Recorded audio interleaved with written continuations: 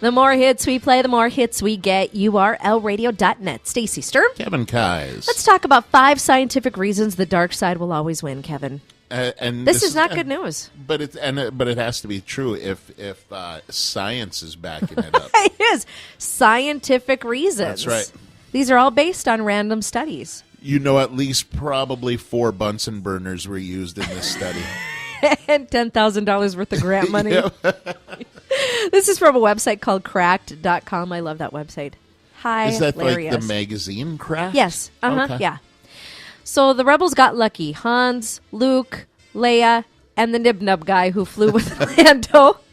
All of them should have been Death Starred hand and face by the Empire, not just because of the Empire's superior numbers and technology. Darth Vader and his underlings planned every last subtle detail, right down to the color of the spaceships. According to what science says works, it was just a fluke. Really? Yeah, but coming in at number 5, the first scientific reason that the dark side should win. The color black is scientifically proven to intimidate people. Yes. We know what you're thinking. Big deal. Bad guys wear black. It's an easy way for the audience to know they're evil. Or, like, chicks who want to look skinny wear black, too, because it's slimming. So why would black have any emotion connected to it at all, let alone fear and intimidation? Black also makes people more aggressive. Researchers back in the late 80s noticed that hockey teams in black uniforms earned more penalties and played a meaner game. Wow. That, I'm sure, also involved some grant money kicked in for that study. And then teams that switched to black mid-season were suddenly visiting the penalty box and calling the ref an idiot a lot more often. So even though they didn't start black, they went black. And once you go black, you never go back. Coming in at number 4. You're like, next. Never went black. I'm good.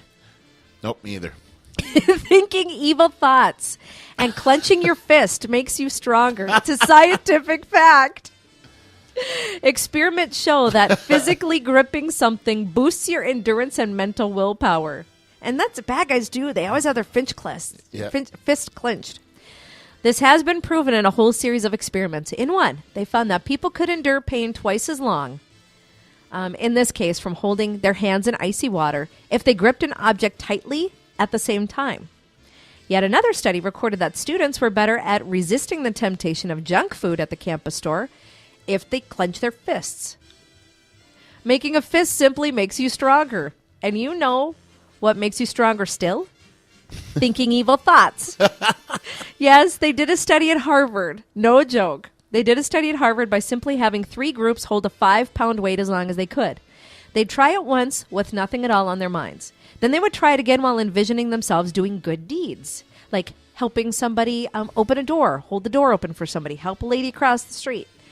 And then they did it again while having people think evil thoughts.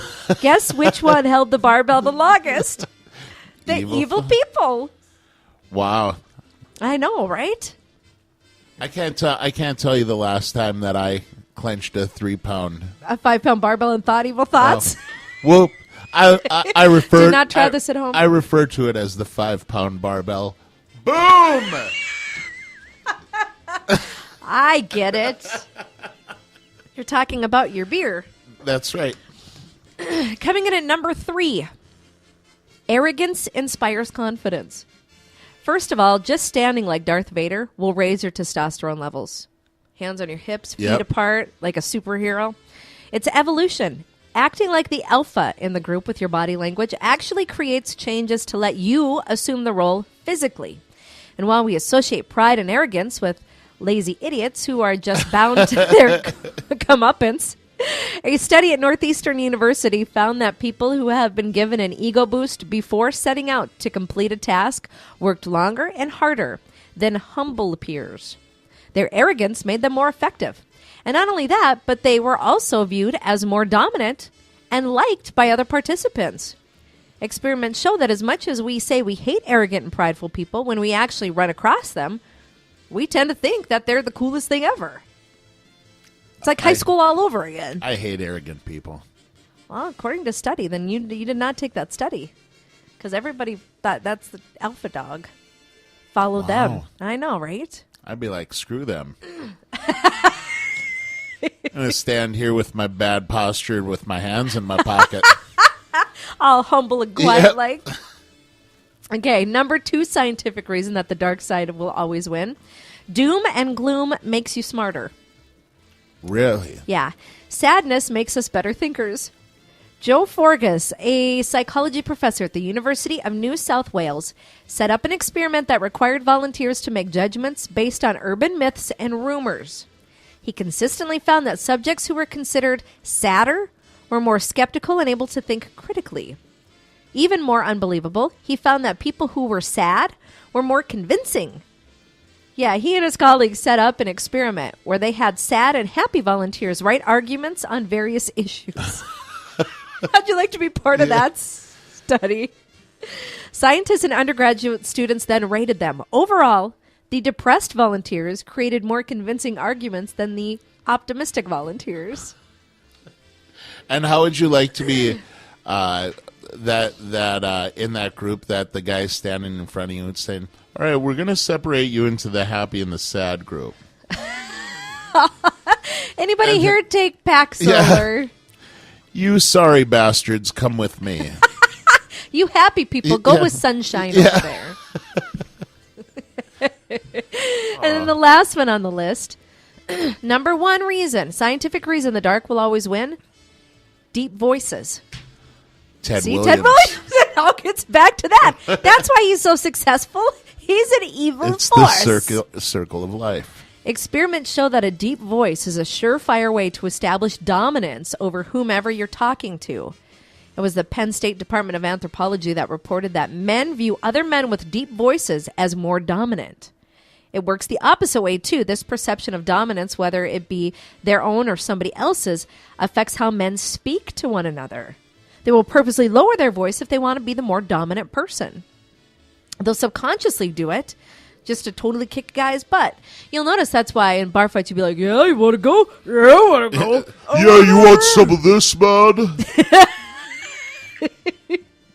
Most guys did not even notice the change in their voice. Unless, of course, you're James Earl Jones. And then you always win. Right? Yeah. So there you go. 5 scientific reasons the dark side will always win.